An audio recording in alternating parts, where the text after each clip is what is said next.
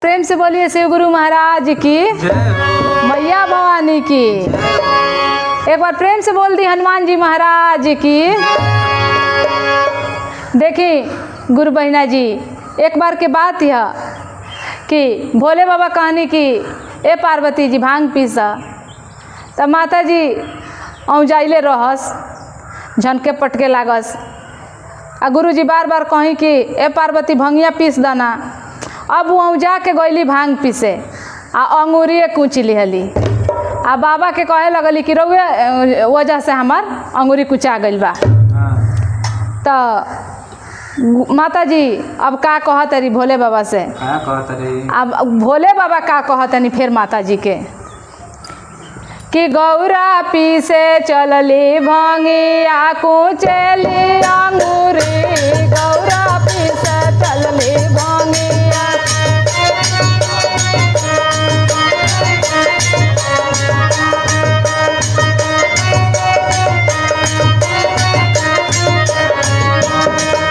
कुचली अंगूरी हो कुचली अंगूरी,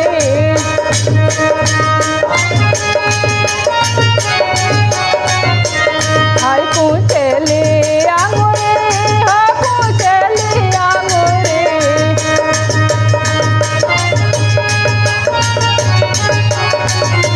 भोला पीटे ले का पार गौरा मिलनी पगली।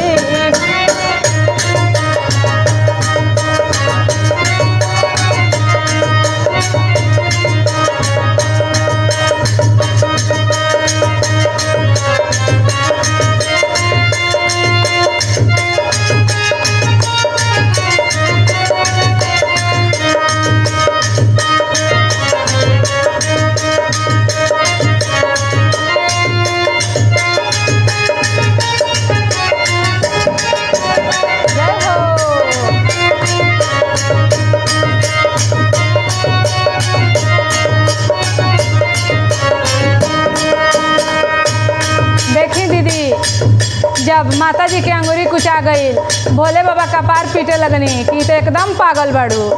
माता जी का कहतरी भोले बाबा से कि रउए घरे हम आके पागल भइल बनी, सुनी हम अपना पिताजी के घरे रहनी का कि हम तो बाबा घरवा रहनी, बाबा के दुलरी।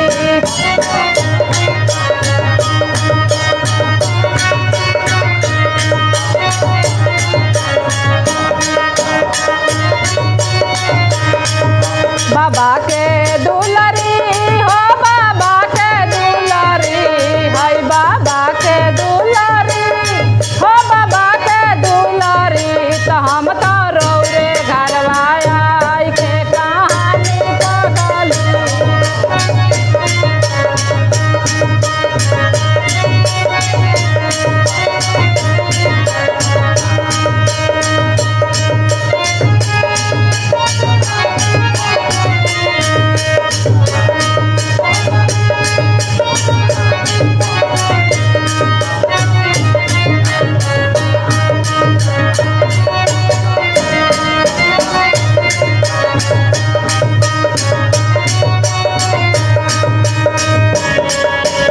माता जी बतावत तरी कि हम खाली अपना बॉबे के दुलारी ना रहनी, चचो के दुलारिए रहनी, भैयों के दुलारिए रहनी, खाली रउए घर के लोग हमके पागल कहेला। देखी और का कहतरी कि हम तो चाचा घरवा रहनी, चाचा के दुलारी।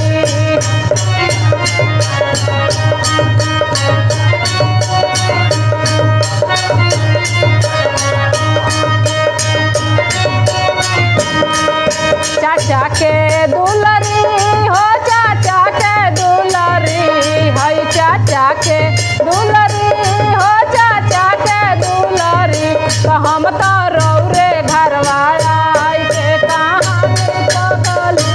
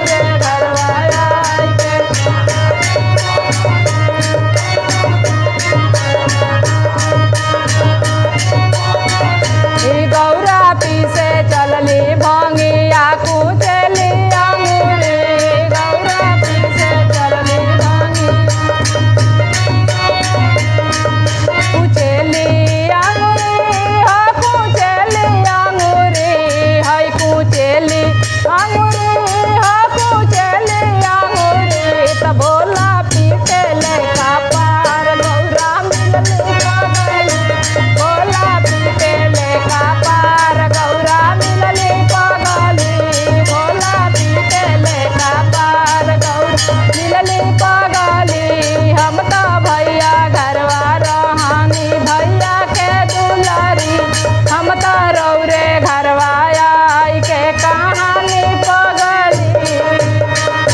एक बार प्रेम से बोल दी मैया भवानी की।